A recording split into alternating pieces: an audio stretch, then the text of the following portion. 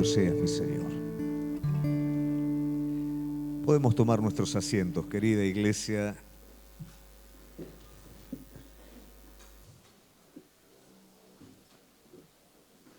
Y mientras nos acomodamos en silencio para poder continuar en este mismo espíritu, conservar nuestros corazones, nuestro entendimiento abierto, para poder juntos recibir aquello que el Espíritu Santo de Dios tiene preparado para nuestras vidas. Es muy importante que usted pueda comprender la obra continua del Espíritu Santo. A veces uno pregunta qué es el Espíritu Santo, cómo es, uno cree que es una sensación, otros creen que es una fuerza. Para que lo podamos entender, este Dios trino, que es Padre, Hijo y Espíritu Santo, se presenta de esta manera. Dios Padre es aquel que lo cubre todo en todo, que sería imposible para usted y para mí interpretarlo. Y Él se da a conocer a cada uno de nosotros encarnándose en su Hijo Jesucristo.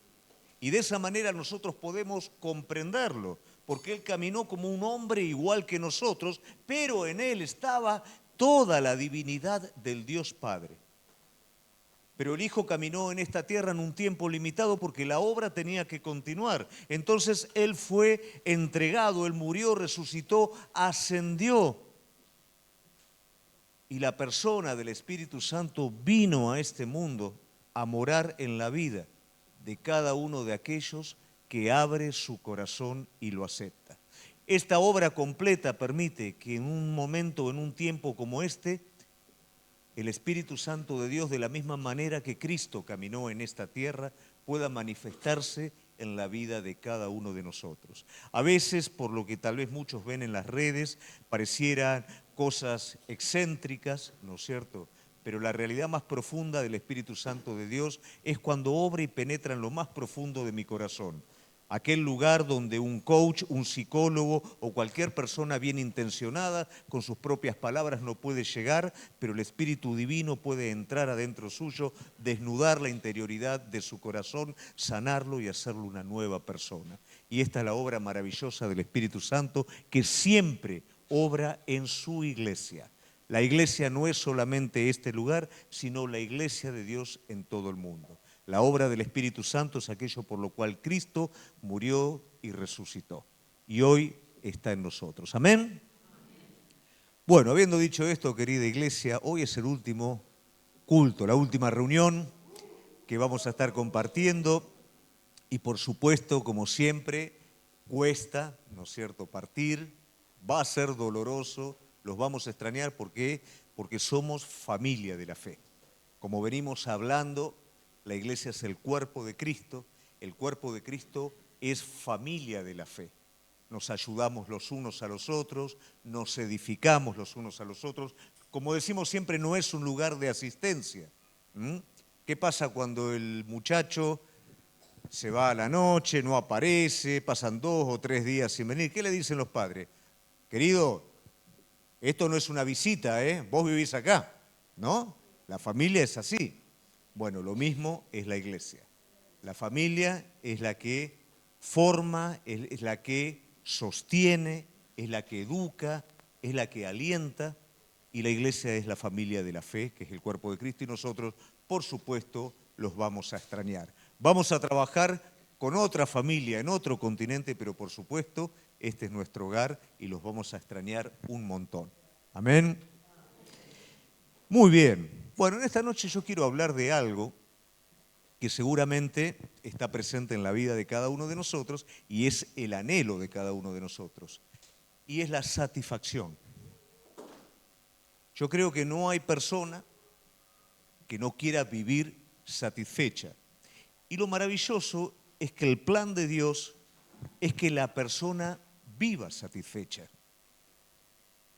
Yo quiero leer en el Antiguo Testamento, en el libro del profeta Isaías, un mensaje de Dios que no es para su pueblo histórico, que sería el pueblo judío, sino que es un mensaje global. ¿Qué quiere decir? Es un mensaje para el mundo entero, es un mensaje para usted y para mí. Hay mensajes que fueron para su pueblo histórico Pero este mensaje es para todo el mundo, lo cual lo involucra a usted y a mí, y es un mensaje de satisfacción. ¿Lo quiere escuchar? Vamos a ir entonces a Isaías capítulo 55 y vamos a leer del versículo 1 al 3. Isaías 55, leyendo del versículo 1 al 3. Dice así la palabra de Dios.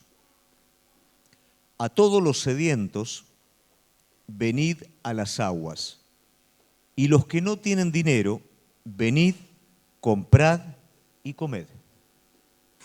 Venid, comprad sin dinero y sin precio, vino y leche. ¿Por qué gastás el dinero en lo que no es pan, y vuestro trabajo en lo que no sacía? Oídme atentamente y comed del bien, y se deleitará vuestra alma con grosura. Inclinad vuestro oído y venid a mí y oíd, y vivirá vuestra alma. Y haré con vosotros pacto eterno, las misericordias firmes de David. Hasta ahí la palabra de Dios. Este texto, como dije anteriormente, es un llamado a que el hombre, el mundo entero, pueda usar lo que Dios le da para ser definitivamente satisfecho. Involucra aspectos que nos dan la explicación de todo, nos dicen cómo hacerlo, nos dice qué no hacer, pero finalmente sella el Señor esto prometiendo esas misericordias firmes que le fueron dadas al rey David. Pero antes de desarrollar un poquito el texto, me gustaría introducir con una experiencia personal para poder entender un poco el asunto de la satisfacción e insatisfacción. Y contarles que cuando yo era adolescente, menos que adolescente, tenía una característica, entre tantas características malas que tenía una que era notoria y que era la insatisfacción. Me hacía perspectivas muy amplias, expectativas amplias de las cosas, entonces nunca alcanzaba lo que realmente proyectaba. Mis padres me hablaban de un regalo, te voy a regalar la bicicleta. Para mí no era la bicicleta, era la bicicleta, ¿no es cierto? Y cualquier bicicleta que yo veía en la bicicletería era chiquita para lo que yo quería. Y cuando aparecía mi padre con la bicicleta no era lo que yo quería y por supuesto frustración. Y aunque muchas veces, ya acostumbrado mis padres a que yo me frustraba con todo, me trataban de superar en las expectativas comprándome cosas mejores que las que yo pedía y después me frustraba porque no era lo que yo pedía. O sea que no había manera. Mi madre me decía, este es el eterno desconforme, ¿no? Me decía así. Y la realidad era que continuamente yo me sentía frustrado, ¿no? ¿Por qué? Porque tenía expectativas amplias de las cosas y no las alcanzaba. En todo esto, siempre hubo una inquietud adentro mío. Estaba el asunto de la insatisfacción. Veía las cosas y nada me satisfacía. Quería alcanzar algo, trabajaba por eso, lo alcanzaba, pero no terminaba de satisfacer mi vida. Y siempre estuvo la inquietud de Dios en el corazón. Y usted probablemente en estos momentos va a decir, y lógico, bueno, eso está, por eso él ahora es pastor. Y si usted piensa esto, déjeme corregirlo. Porque la misma inquietud que estaba dentro mío es la inquietud que está dentro de usted. Porque la palabra de Dios dice que Dios puso eternidad en el corazón del hombre y eso siempre está adentro de una manera o de la otra. Tal vez por una persona conocida suya, por un familiar lejano que estuvo orando por su vida, que usted vio, que era una persona diferente, que iba, no sé, pero siempre el Señor se encarga de que esa eternidad no deje de hablar adentro suyo. Pero por supuesto, que hable no quiere decir necesariamente que le hagamos caso y no quiere decir necesariamente que creamos que nuestra satisfacción está ahí. De hecho, yo pensaba que Dios era cualquier cosa menos satisfacción. Yo pensaba que si me acercaba a Dios, Dios me iba a sacar placer, Dios me iba a sacar libertad, Dios me iba a sacar alegría, pero de lo que yo no me daba cuenta que no tenía ni placer, ni libertad, ni alegría. Pensaba que Dios me iba a sacar algo que no tenía. Porque era cierto, yo salía con mis amigos, trataba de pasarla bien con mis amigos, la pasaba bien, pero cuando volvía a casa no me sentía bien. No lo había disfrutado. De hecho, me ponía a pensar, con el alcohol me estoy matando, hicimos pasar un mal momento a uno para divertirnos nosotros, no me divertía. Pensaba tener la libertad, hago lo que yo quiero, y la realidad es que estaba encerrado en mí mismo y era limitado lo que podía hacer.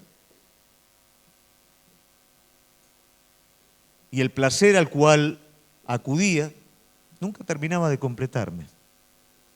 Y un día, de la manera más torpe de todas, como muchas veces lo he compartido, y no lo voy a compartir de nuevo porque sé que a muchos los aburro con mi testimonio, pero de la manera más torpe de todas ingresé a un lugar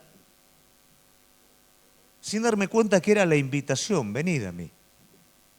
Pero yo pensé que iba a otra cosa, ¿no?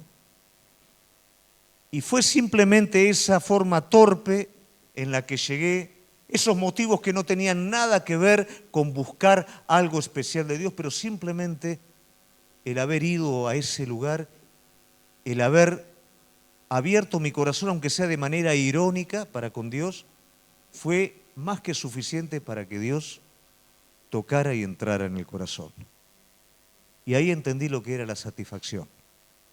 Ahí entendí lo que era la plenitud. Y ahí entendí que ninguna otra cosa tenía el poder para dar lo que Dios me puede dar. Y a partir de ese momento, no te voy a decir que siempre fue pum para arriba, pero sí siempre entendí dónde estaba la llave de la plenitud.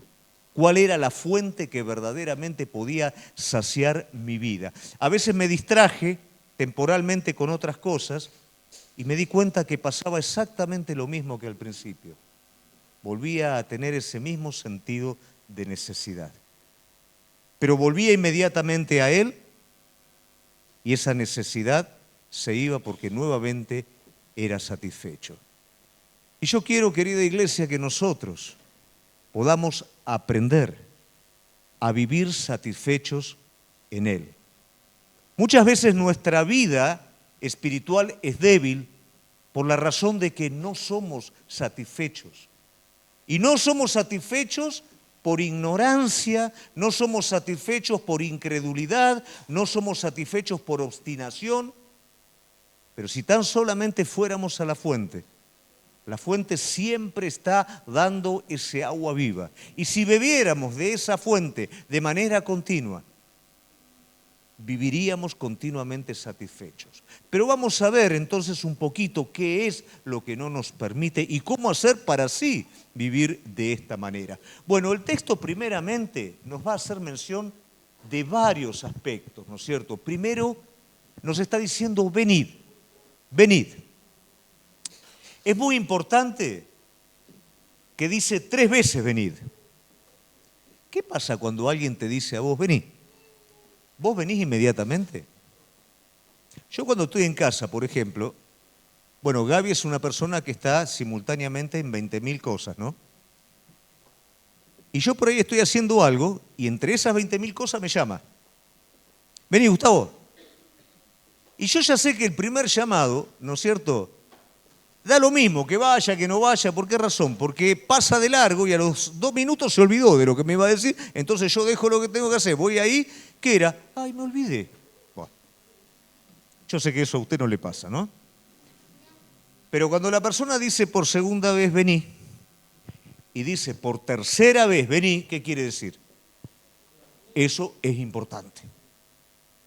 Entonces el llamado de Dios a través de su palabra acentúa el venir 3 veces, lo cual implica esto es importante. no es para dejar pasar de largo. A veces volvemos a casa de la misma manera que llegamos porque no entendemos el llamado. No entendemos el vení, vení, vení. No lo entendemos.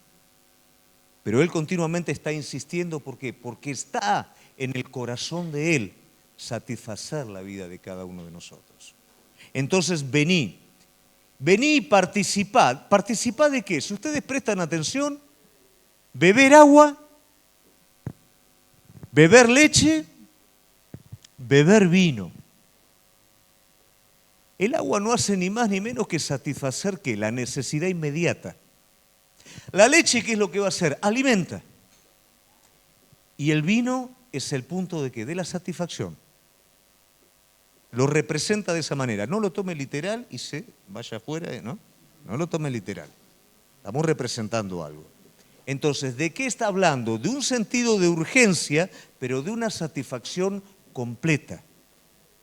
Y esta satisfacción completa, ¿cuánto cuesta? No. Es gratis. No hay que pagar. Hay una advertencia. Estás pagando y gastando en lo que no te puede dar satisfacción. En esto no tenés que pagar. Y finalmente da una promesa, que son las misericordias firmes de David. ¿Qué quiere decir? David fue un hombre elegido por Dios con un propósito de Dios, con un corazón conforme al del Señor, pero se equivocó mal. Y en varias situaciones le erró mal. Pero ¿qué hace una persona conforme al corazón de Dios cuando se equivoca? Se arrepiente y vuelve. ¿Y qué hace Dios cuando el corazón del hombre está dispuesto a volver, a arrepentirse? Derrama su gracia y su misericordia sobre ese hombre. Nosotros ponemos límites, nosotros catalogamos el pecado de otra persona, pero si el arrepentimiento es genuino, la palabra de Él nos dice que Él nos lava, nos limpia como si jamás en la vida lo hubiéramos hecho. Y esto es un pacto firme de Dios, no solamente para con David, que fue un pacto histórico, sino es un pacto para cada uno de nosotros y para todo aquel que quiere venir a ser satisfecho en Dios. Entonces, esta palabra nos está dando todo este material que nos va a permitir de alguna manera entender cómo hacerlo. Hay un punto que es muy importante entender y es que en la vida de cada uno de nosotros, si tendríamos que definir lo que estamos necesitando, yo creo que todos diríamos: yo necesito paz. ¿O no? ¿Me equivoco? Yo quiero estar en paz. Necesito paz. Porque el espíritu, la interioridad de la persona ha sido diseñada inicialmente para vivir en este estado. Lo que pasa que a menudo nosotros malinterpretamos este sentido. Nosotros buscamos la paz en el no problema, pero no entendemos que la paz es a pesar del problema y no entendemos que la paz no es la paz que nos puede dar algo o alguien, es la paz que solamente nos puede dar Dios. Porque la única paz que el hombre puede disfrutar adentro de su corazón es cuando el hombre está en paz con Dios. Esa paz, ese arreglo, esa situación que el hombre delante de Dios arregla, va a traer dentro de él algo que va a sobrepasar todo entendimiento. Algo que le va a permitir atravesar cada situación satisfecho, pleno, no condicionado a lo que me pasa, sino por lo que hoy tengo y Dios hizo en mi vida. Pero mientras el hombre no está en paz con Dios, no va a haber nada en este mundo que le pueda dar paz. Aunque el hombre corra de manera ilusoria detrás de cosas, buscando esa paz, cuando la encuentre supuestamente, se va a dar cuenta que no la tiene. Entonces muchos tal vez digan: bueno, yo en mi matrimonio, ¿no es cierto? Mi paz sería que mi esposa no me lleve la contra. En la economía, mi paz sería que me aumenten el sueldo. En el mundo, que las cosas estuvieran más tranquilas. La realidad es que es toda una mentira. Porque cuando tu esposa, en vez de llevarte la contra, te diga todo que sí, vos te vas a enojar porque si me estás dando la razón en todo. Cuando te suban el sueldo, tampoco te va a alcanzar. Porque vas a buscar otras cosas también y siempre vas a estar en la misma situación. ¿Qué quiere decir todo esto? Nada de eso puede darme la verdadera paz. La verdadera paz me la puede dar solamente Dios y es cuando yo me reconcilio con Él. Porque el hombre perdió la paz cuando se separó de Dios. Cuando en el huerto el hombre decide tomar las riendas de su propia vida y sacar a Dios, a partir de ese momento el dolor, la amargura, la tristeza, la muerte espiritual embargó su vida y el hombre perdió la paz. Y esa paz pertenecía a Dios. Por eso la única manera de recuperar esa paz es ir a aquel que la creó y que la dio. Puedo estar solamente en paz con Dios cuando realmente entiendo quién es Él y cuando accedo a su invitación. Porque acceder a su invitación es arrepentirme. Hoy no gusta hablar mucho de pecado. Pero iglesia, pecado no es lo que nosotros definimos, no es el acto. El pecado es un principio, el principio de mantenerme independiente y ajeno a Dios. Puedo ser una persona moralmente bien, perfecta, pero el pecado tiene que ver con respecto a mi independencia de Dios. De ahí se desprende otro montón de cosas, pero con eso tiene que ver. Y mientras la persona esté desprendida de Dios, nunca va a estar bien. ¿Por qué? Porque la palabra de Dios dice, yo soy la vid, vosotros son los pámpanos, separados de mí, nada podéis hacer. Si Jehová no edifica la casa, en vano trabajan los que la edifican. No hay manera fuera de Dios. Dios no es una opción, Dios es la necesidad. Dios no es algo relativo, Dios es algo absoluto. Y esa paz depende de Él, porque no es paz que me da las cosas, es paz con Dios. Soy satisfecho cuando mi vida entra en paz con Dios. Amén. Se presenta una dificultad en este relato y es la dificultad de la sencillez. ¿Qué queremos decir con esto? Vengan y compren sin qué.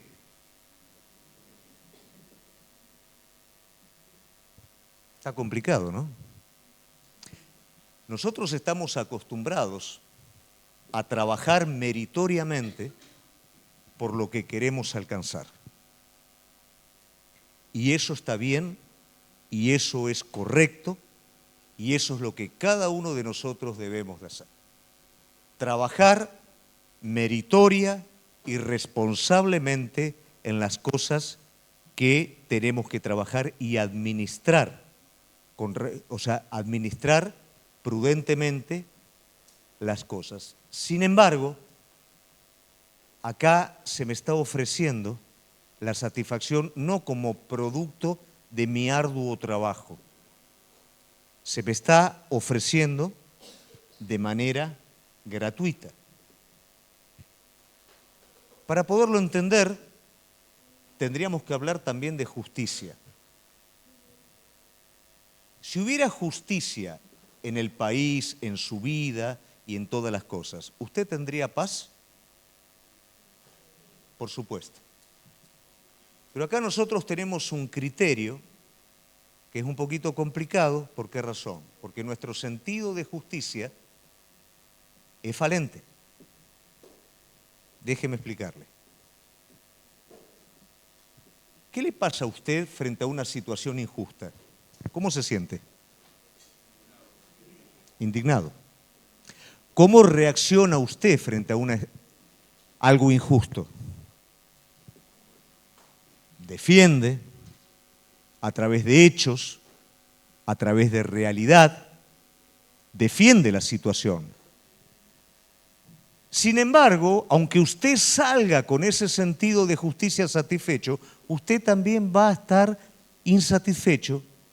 ¿Por qué razón? Porque en usted hay también un sentido de injusticia.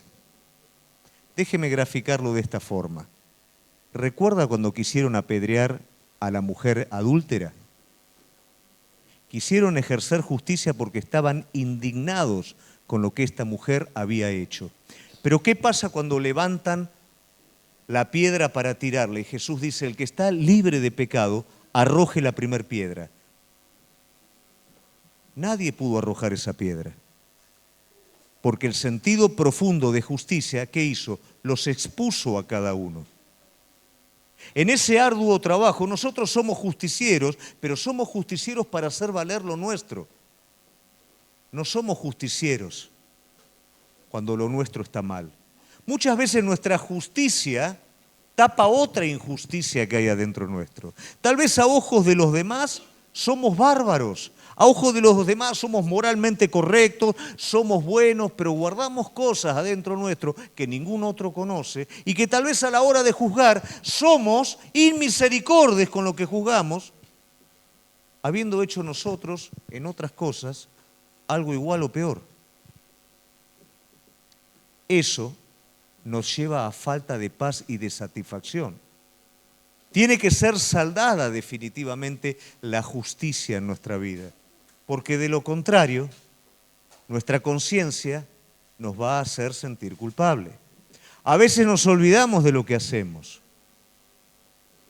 Entonces David, por ejemplo, es como que parece que ya quedó todo tapado lo que hizo, y el profeta le muestra una situación similar a lo que él vivió y David sale ahí con la justicia, ¿no?, a cortar cabeza y el profeta le dice, tú eres ese hombre. Y David, por supuesto, se desmoronó en ese momento. Y la realidad es que muchas veces cuando nosotros juzgamos de esta forma, hay otro dedo que nos dice, tú eres ese hombre. Juzgamos a veces en cosas triviales, pero nosotros hacemos cosas, o hay en nosotros, en nuestro corazón, cosas bastante complicadas. Y juzgamos. Y esa justicia, en vez de resolver las cosas, las empeora adentro nuestro. Porque sentimos, cuanto más duros somos con otros, tenemos que aceptar esa misma regla sobre nosotros mismos. ¿Y qué pasa? A veces nuestra forma de justicia es medirnos con la generalidad. Pero déjeme decirle algo, la justicia no es general. La justicia divina es particular sobre cada uno de nosotros. Pero si todos hacen lo mismo, entonces yo soy mejor que los demás porque todos hacen lo mismo. Pero hay otro montón de cosas que tienen que ver con vos y con Dios. Que vos y Dios las conocen. Y que tal vez son peor. Y tal vez no están resueltas y tal vez no están bien, pero vos juzgás, tomás como patrón la generalidad, pero la justicia es particular sobre cada uno de nosotros. Sobre cómo hacemos, cómo nos movemos, los motivos más profundos de nuestro corazón, lo que escondemos que el hombre no lo ve, pero Dios sí lo ve. Todo esto no nos permite disfrutar de la satisfacción de Dios. Y esto no lo podemos comprar con dinero, ni con arduo esfuerzo, porque esto es gracia. ¿Y cuál es el problema que tenemos con la gracia? Primero, que muchas veces no interpretamos lo que es. La gracia es un regalo. Es la justicia de Dios regalada a usted. Pero ¿sabe qué pasa con lo regalado? Como estamos tan acostumbrados al arduo trabajo, al sacrificio, lo regalado no lo valoramos. Pero la realidad es que por más que es un regalo, alguien pagó. Por más que es un regalo que por medio de la fe no tenemos nosotros que pagar, nosotros que sacar de lo nuestro para adquirirlo, alguien pagó. Y pagó el precio más elevado que se puede pagar en este mundo. Ese mismo Dios Padre que en su Hijo se encarna, se entrega a sí mismo por cada uno de nuestros pecados, pagando por cada uno de estos. Pero esta gracia al hombre natural le parece que es algo injusto. Es injusto juzgar a otro cuando vos haces lo mismo o peor. Es injusto ser hipócrita cuando vamos a apedrear a esa mujer, pero tal vez esa persona que va a apedrear fue quien tuvo relaciones con ella. Esa condena social. Pero que uno hace cosas iguales o peores. ¿Eso es justicia? Vivir de esa manera jamás puede satisfacer el espíritu del hombre, pero sí la justicia que Dios da, que parece una justicia barata, aunque el precio fue el más elevado de todos, parece algo de tan sencillo hasta menospreciable para muchos. Pero ¿cómo se cumple la justicia de Dios en esta gracia? En que una mujer prostituta de mal vivir tomó esa gracia y el Señor le dijo: vos dame tu estado, que yo te doy mi liberación. Y esa mujer dejó de ser lo que era para convertirse en sal y luz en esta tierra. Un publicano dejó de ser lo que era para convertirse en un testimonio al mundo entero. Entonces la justicia de Dios se manifiesta al hombre y lo hace pleno al hombre cuando el hombre es perdonado, no por mérito y esfuerzo, sino es perdonado por aceptar ese vino, esa leche, esa dádiva a la cual Él lo está llamando, y la justicia se cumple, que ese hombre y esa mujer no son los mismos. El milagro más grande que sucede en el corazón del hombre es la transformación del corazón. Y esto no lo puede producir un sistema religioso, esto no lo puede producir una persona, esto solamente lo puede hacer el Espíritu Santo de Dios en cada uno de nosotros cuando por medio de la fe sencilla aceptamos esa gracia. Y el que lo acepta en serio, ¿qué pasa? Vive una vida de gratitud. Cuando yo me sentí satisfecho porque Dios entró en mi corazón, el resto de mi vida ya no fue una vida de mérito, fue una vida de gratitud. Aquel que pagó el precio por mí, aquel que es justo en serio, ya no tenía que cargar con mi justicia propia, ya no tenía que remorder mi conciencia porque tal vez acusaba a alguien de algo que estaba bien, ¿no es cierto? Y que era razonable, pero yo sabía lo que pasaba dentro mío. Yo sabía lo que había en mi corazón. Yo sabía que hacía cosas igual o peor que aquel que estaba acusando. Nadie puede ser satisfecho viviendo bajo su propia justicia, viviendo independiente, viviendo sin la paz de Dios en su vida. Pero si yo tomo esa justicia que fue pagada en la cruz del Calvario a través de su Hijo, esa paz va a inundar mi vida y me va a liberar.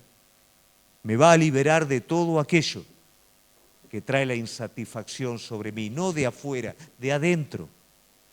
Prejuicios, ambiciones, proyecciones erradas, considerando que eso me va a hacer satisfecho.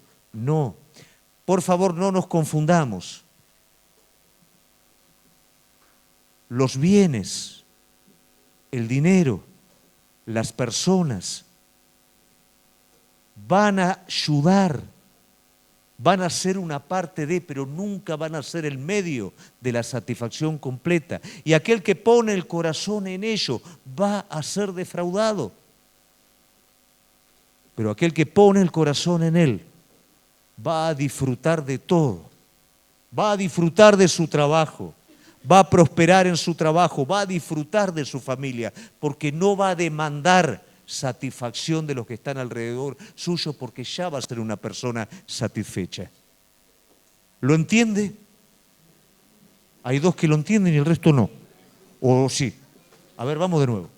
¿Lo entienden? Ah, ahora sí, ahora sí. Muy bien. Después va a aparecer el problema de gastar en lo que no aprovecha. ¿Y qué es gastar en lo que no aprovecha? Perder.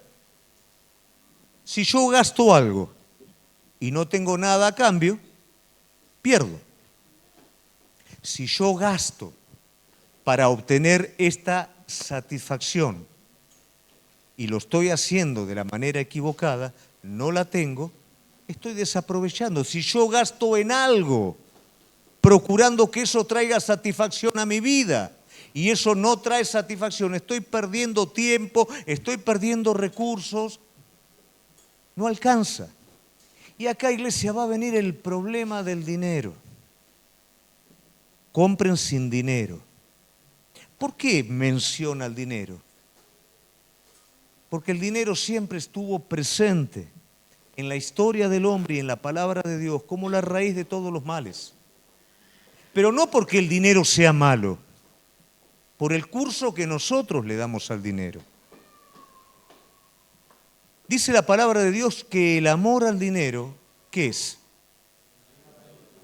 La raíz de todos los males. Es idolatría. ¿Por qué es idolatría? ¿Por qué usted piensa que es idolatría? No es que usted va a poner un billete y le va a prender una vela, ¿no? Algunos ponen el elefantito con el, ¿no? Pero no va por ese lado. Es idolatría cuando yo considero que el dinero va a darme lo que Dios puede darme.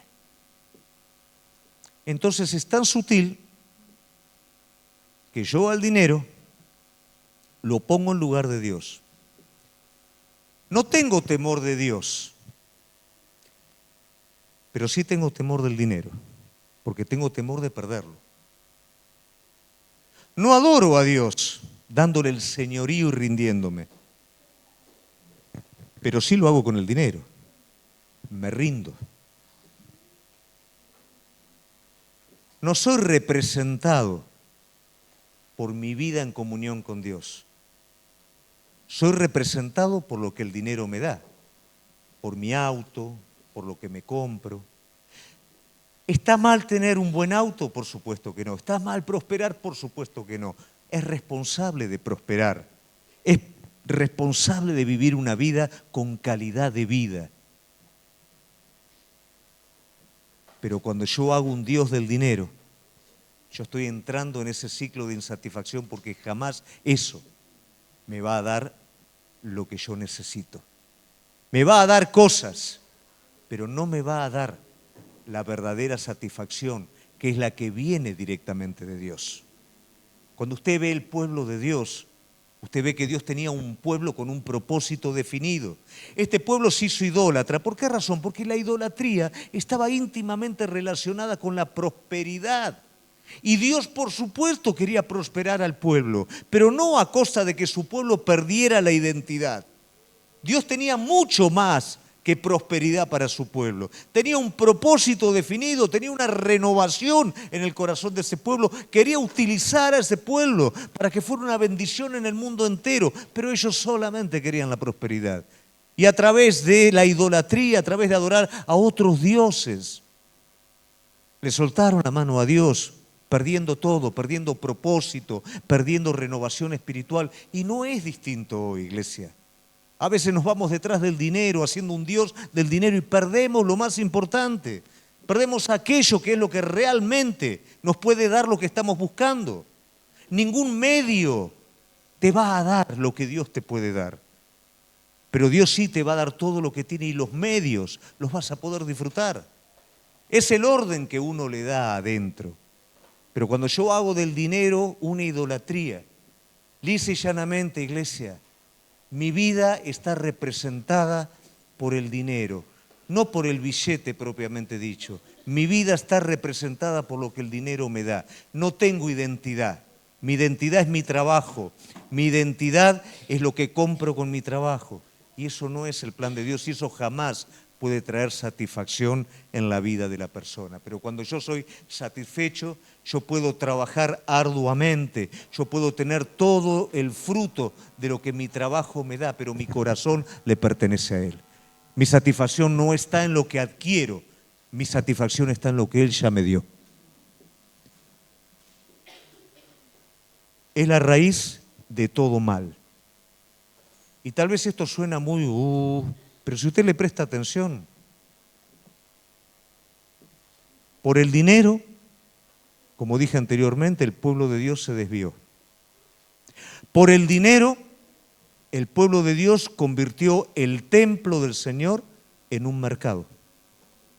Por el dinero, uno de los discípulos del Señor lo entregó.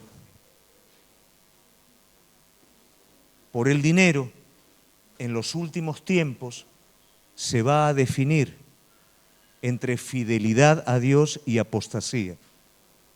Porque en el momento de los acontecimientos finales,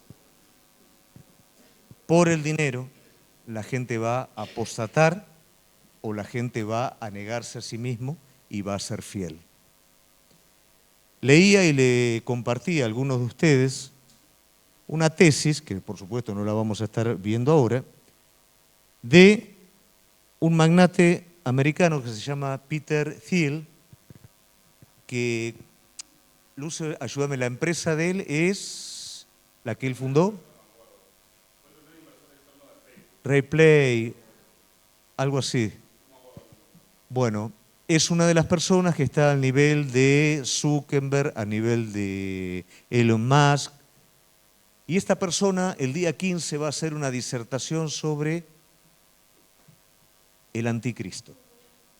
No es una persona religiosa, no es una persona que conozca de la palabra de Dios, pero es una persona que tiene un criterio y un sentido en cómo el mundo se está moviendo y se está dando cuenta de que todo el movimiento global va a estar basado en el control y en el dinero, y eso va a determinar las libertades y la vida de las personas.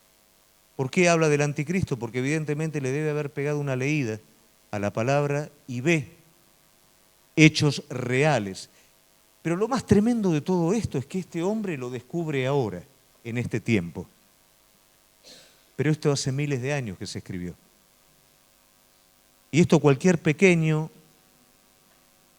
que se fue formando a través de la fe, lo sabe y lo entiende y lo conoce. Este hombre va a cobrar millones por esa disertación para advertir al mundo de lo que se viene. Pero la palabra ya está hablando de esto. Ya está hablando qué pasa cuando el amor al dinero reemplaza el amor a Dios en el corazón del hombre. No es algo de la iglesia, es algo del mundo entero. Y es algo que nosotros, gracias a Dios, tenemos hoy la oportunidad de seguir eligiendo, de seguir tomando decisiones sobre qué es lo que va a satisfacer mi vida. Yo voy a cerrar esta palabra empezando con el ejemplo de un amigo que era una persona a la que todo el mundo le hacía bullying.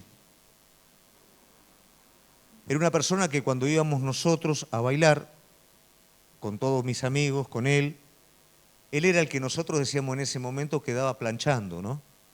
¿Por qué? Porque no salía, rebotaba por todos lados, nadie quería bailar con él. Y pobre siempre llevaba las de perder. Entonces una vez me dijo, mira Gustavo, yo voy a ser un abogado, yo voy a prosperar económicamente. ¿Por qué? Porque es la única oportunidad que tengo. Es la única oportunidad que tengo de que alguien se fije en mí, es la única oportunidad que tengo de que la corten con el bullying en mi vida. Entonces él puso su óptica de satisfacción en ser un abogado y prosperar económicamente. Logró ser un abogado y logró prosperar económicamente mucho. No lo hizo del todo limpio, ¿no? Va, del todo no, si no lo hizo, no lo hizo limpio. No es del todo, un poquito, ¿no? No lo hizo de manera limpia. El resultado final es que para él sostener su medio de satisfacción terminó cayendo en las drogas, lo que había edificado lo perdió, porque él puso su óptica de satisfacción en algo que no se lo podía dar. Y vos sabés que la palabra me habla de alguien parecido a mi amigo, pero con un final feliz. Todos conocemos a Zaqueo. ¿Y qué era Zaqueo? Tenía dos cosas que era publicano y era petizo. ¿Qué quiere decir esto? Publicano no lo quiere nadie, totalmente discriminado socialmente. Y petizo, al que no lo quiere, le da toda la ocasión para hacerle bullying, ¿no? No lo quería nadie. Pero Zaqueo probablemente pensó igual que mi amigo. Yo, si no prospero, nunca voy a alcanzar nada. Nunca voy a alcanzar un medio para vivir y nunca voy a tener gente. Y la realidad es que Zaqueo, a través de eso, que era un rechazo social por todo el pueblo, alcanzó a prosperar. Y tenía gente alrededor de él. Pero la palabra misma nos dice que se reía la gente de Zaqueo. Y los que estaban al lado de él, ¿por qué estaban? Por el dinero. Y cuando Zaqueo se daba vuelta, y no lo quería nadie. Y él en lo profundo sabía. Cada uno de nosotros en lo profundo conocemos las cosas. Cada uno de nosotros conocemos por qué hacemos lo que hacemos y cuál es nuestra realidad, aunque la querramos excusar, aunque la querramos disfrazar, pero cada uno de nosotros somos conscientes.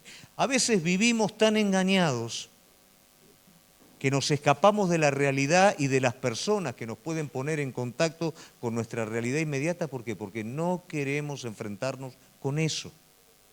Vivimos engañados, justificándonos, pero engañados al fin con una profunda conciencia de la realidad. Y es imposible desde ese lugar encontrar satisfacción, iglesia. Pero vos sabés que Zaqueo responde de alguna manera al llamado, ¿no? Porque el llamado dice, venid, venid, venid. ¿Y qué hace Zaqueo? Se sube arriba de un árbol. Él va de esa manera. Él se está cubriendo del ridículo, pero ahora hace el ridículo porque Jesús está pasando. Entonces él va. ¿Pero por qué va, iglesia? Porque ya no soporta más. No soporta la hipocresía adentro suyo. No soporta sostener algo que no es. No soporta decir estoy bien cuando realmente estoy mal. El problema no está afuera, el problema no es que sos publicano, el problema no es que sos petizo, el problema está adentro. Y Jesús le dice, voy a ir a tu casa. Por supuesto que Zaqueo se baja de ese árbol y le prepara evidentemente todo el agasajo que alguien le podría estar preparando, cosa que los fariseos no lo hacían, pero él sí lo hace. Y cuando Jesús entra a esa casa y comienza a hablar, Zaqueo comienza a beber agua. Y cuando Jesús sigue hablando, Zaqueo comienza a beber leche. Y cuando Jesús sigue hablando, Zaqueo comienza a participar del vino y de la grosura y su interior es completamente lleno. Su interior es satisfecho. ¿Y qué hace un hombre satisfecho? Un hombre satisfecho va y devuelve todo lo que sacó, devuelve todo lo que dio. Un hombre satisfecho ahora no le interesa ser petizo. Un hombre satisfecho ahora es publicano, pero va a ser publicano justo.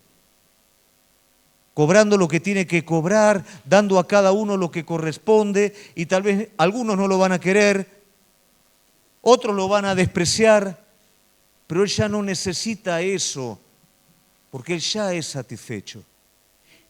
Muchas veces nosotros estamos buscando cosas Aún gente de la iglesia está buscando y no entiende que ya tiene lo que necesita y no lo sabe disfrutar. Y está considerando que otras cosas lo van a hacer, le van a dar identidad, lo van a representar. Y vos lo que necesitas es que el Espíritu de Dios sea el que represente tu vida. Cuando nosotros empezamos con África era una locura. Yo no te puedo explicar las cosas que nos dijeron, que éramos locos, que éramos místicos. Yo decía, pero Dios nos habló. No, pero vos estás loco. Y Dios fue haciendo, momento tras momento, un viaje y los cimientos, otro viaje y las paredes, otro viaje. Y Dios lo fue haciendo, Dios fue llenando. Y hoy el que nos representa no es el trabajo arduo de nuestras manos, no nos representa la propia prudencia, nos representa el Espíritu de Dios que fue el que hizo todo eso, que fue el que proveyó todo eso. La satisfacción no está en 3 edificios de África, la satisfacción está en haber respondido a Él y Él sigue llenando nuestras vidas y Él sigue representándose a sí mismo a través de nuestra obediencia en fe, digo la nuestra como la de cada uno de ustedes, y eso es lo que realmente llena al hombre. Lo demás es un placebo, lo demás es un entretenimiento, lo demás jamás te va a dar lo que vos buscás, pero hace falta algo, hace falta venir, hace falta decir, Señor, este es mi estado. Te lo entrego a vos. Y Él a cambio de tu estado, de la misma manera que a Zaqueo, Él te va a dar la satisfacción. Muchos vienen buscando dinero, muchos vienen buscando otras cosas. Dios quiere darte mucho más de lo que vos venís a buscar. Él quiere darte satisfacción. Y su Hijo vino a ese mundo y murió por vos, para que su Espíritu satisfaga tu vida en cada parte de tu ser. Ahora nosotros vamos a elegir de qué manera vamos a ser satisfechos. ¿Vamos a ser satisfechos por medios o vamos a ser satisfechos por el fin de todas las cosas que es Él? Yo en esta noche quiero desafiarte. Yo te estoy hablando desde el lugar de aquel que vive y vivió esa satisfacción divina. Yo no sé vos en esta noche si seguís con esa necesidad, con esa insatisfacción interna, pero la invitación sigue estando en pie. No es para algún grupo selecto, es para todo aquel que la toma. Venid, venid, venid. Amén. Te invito a ponerte de pie.